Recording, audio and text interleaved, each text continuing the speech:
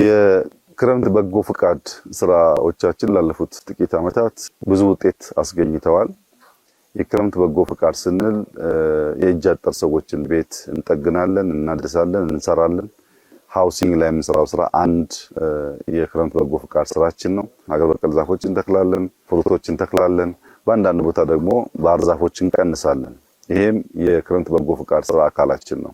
ከዚያ ውጭ የገጠር መንገዶች በእጅ የሚሰሩ ቀበሌን ከቀበሌ የሚያገናኙ፣ ሰፈርን ከሰፈር የሚያገናኙ መለስተኛ ድልድዮች በህዝብ አቅም የሚገነቡ ይሰራሉ። ፋርማሲዎች ይገነባሉ። የሟለ ህጻናት ትምህርት ቤቶች ይገነባሉ። በእነዚህ ሁሉ ስራ ውስጥ በመንግስት በጀት የማይሸፈኑ ነገር ግን የማህበረሰቡን የዕለት ተዕለት ችግር የሚፈቱ በርካታ ውጤታማ ስራዎች ሲሰሩ ቆይተዋል። አሁን ዘንድሮ ወሊሶ ላይ የኛ ቢሮ እዚህ ስፍራ ላይ መጠነኛ ቤቶች ይገነባል። ከአምና በማዕከላዊ ኢትዮጵያ እንደጀመርነው ስራ ማለት ነው። ታስታውሱ እንደሆነ ወልቂጤ ላይ፣ ስልጤ ወራቤ ላይ፣ ሀዲያ ላይ፣ ከምባታ ላይ ሰርተን ነበር። ያ ስራ ደግሞ ዞኑ፣ ክልሉ፣ ወረዳው ህዝቡ እያስፋፋው ቁጥሩ እያደገ የሚጨበጥ ውጤት እያመጣ ነው። ዘንድሮ ደግሞ እዚህ ወሊሶ ላይ አስጀምረናል። ተስፋችን በሁሉም ክልሎች፣ በሁሉም ዞኖች፣ በሁሉም ወረዳዎች እያንዳንዱ ማህበረሰብ ተባብሮ የእጅ አጠር ሰዎችን ቤት ይሰራል፣ ትምህርት ቤቶች ይገነባል፣ መለስተኛ በሎካል አቅም የሚገነቡ መንገዶች ይገነባል፣ ድልድዮች ይገነባል፣ ፋርማሲዎች ይገነባል፣ ጤና ኬላዎች ይገነባል።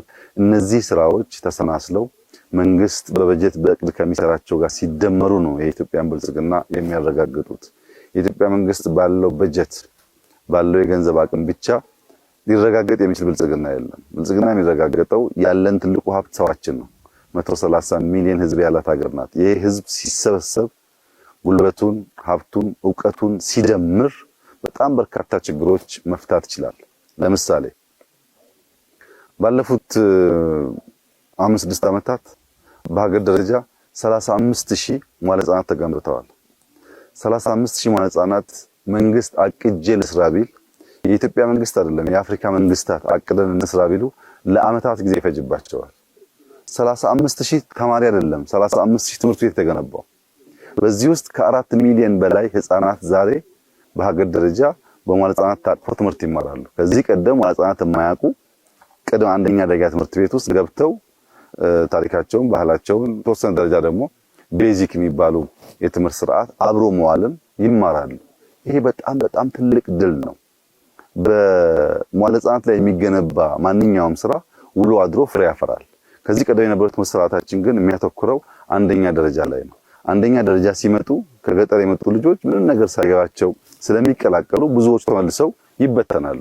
መዋለ ህጻናት ላይ በየመንደራቸው ቋንቋ፣ አብሮ መዋልን፣ አብሮ መስራት፣ መጣላት፣ መታረቅን እየተማሩ ያደጉ ልጆች፣ ማህበራዊ ትስስር የፈጠሩ ልጆች አንደኛ ደረጃ ሲገቡ ድሮፕ አውት ወይም አቋርጦ የመውጣት ሬቱ በጣም ይቀንሳል። ልጅ የሚሰራው እስከ 10 ዓመት ነው። እስከ 10 ዓመት የሰጠነው ማንኛውም ዕውቀት ነው በኋላ በተለያየ መንገድ በቋንቋ እያማረ በተለያየ መንገድ የሚገለጠው እንጂ የሚገነባበት እድሜ እስከ 10 ያለው ነው። ከዚህ ውስጥ እስከ 7 ያለው ወይም አብዛኛው ፐርሰንት በመዋለ ህጻናት ውስጥ የሚሸፈን ይሆናል። ያንን ጊዜ ሚስ ማድረግ የለብንም ብለን ነው የምንሰራውና የክረምት በጎ ፍቃድ ስራዎቻችን አጠቃላይ በሀገር ደረጃ የምንሰራው 20-30 ሚሊዮን ህዝብ የሚሳተፍበት፣ ብዙ ብር የሚዋጣበት፣ ብዙ ችግሮች የሚፈቱበት፣ ተማሪዎች ከዩኒቨርሲቲ መጥተው ቀያቸው ሲውሉ የሚጨበጥ ውለታ ውለው የሚሄዱበት፣ ዛፍ ተክለው አጥራጥረው የድሃ ቤት ሰርተው መንገዶች ቀይሰው ከወጣቶች ጋር ተባብረው አቅመ ደካሞችን ደግፈው ስለሚመለሱ ወደ ዩኒቨርሲቲ ተመልሰው ቲዮሪ ሲማሩ መሰረት አላቸው፣ ባህል አላቸው፣ የትብብር መሰረት አላቸው፣ የትግግዝ መሰረት አላቸው። ቀያቸውን፣ ባህላቸውን፣ ታሪካቸውን ንቅል አይደሉም። ተነቅለው የተበጠሱ ሳይሆኑ ፋውንዴሽናቸው ላይ የቆሙ ናቸው። እንደዚህ ያለው እድገት ነው ሙሉ እድገት የሚሆነው። የተነቀለ እድገት ከማህበረሰቡ የወጣ እድገት ዋጋ የለውም። ቀየውን ያወቀ የሽማግሌዎችን ተረት ያወቀ የሽማግሌዎችን ምርቃት ያከበረ ሽማግሌዎች የደገፈ እዚህ የጎደለውን ደግሞ ዩኒቨርሲቲ ሄዶ የተማረ ሰው ሙሉ ሰው ነው።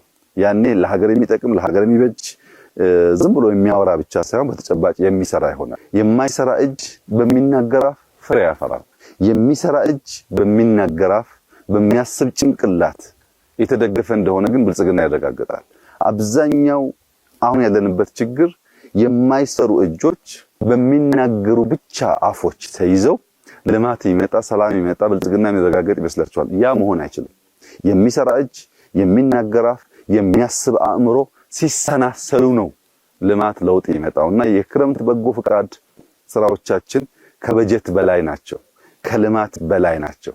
የሚያስተሳስሩ፣ የሚያስተባብሩ፣ የሚያዋህዱ፣ የሚያስተዋውቁ በመልካምነት በሰፈራችን በመንደራችን ቁም ነገር ሰርተን እንድናልፍ የሚያስችሉ ስለሆነ ወጣቶች፣ ጉልበት ያላቸው ልጆች እንደ ታላቅ የክብር ስራ መውሰድ አለባቸው። መትከልንም፣ ቤት መጠገንም፣ አጥር መጠገንም፣ እርሻ ማገዝንም።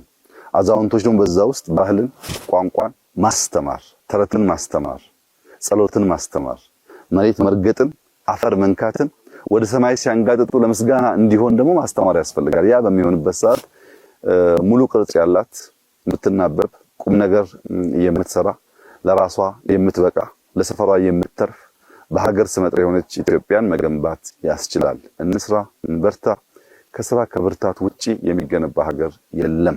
ተባብረን ከሰራን ከበረታን ግን ምንም ጥርጥር የለውም ባሰብነው መንገድ የኢትዮጵያን ብልጽግና ማረጋገጥ ይቻላል። ከፊታችን ያለው ዘመን ብዙ ድካም፣ ብዙ ስራ፣ ብዙ ውጤት የሚጠበቅበት ነው። መሰረታዊ የሚባል የኢትዮጵያ ችግር መልክ የሚይዝበት ሲዝን ነው ከፊታችን ያለው። በዚህ ጊዜ ውስጥ በጋራ በትብብር ቆመን ስራ እንድንሰራ አደራ ማለት ፈልጋለሁ። ክረምቱን ተጠቀምበት፣ ዝናቡን ተጠቀምበት፣ ጊዜውን ተጠቀምበት።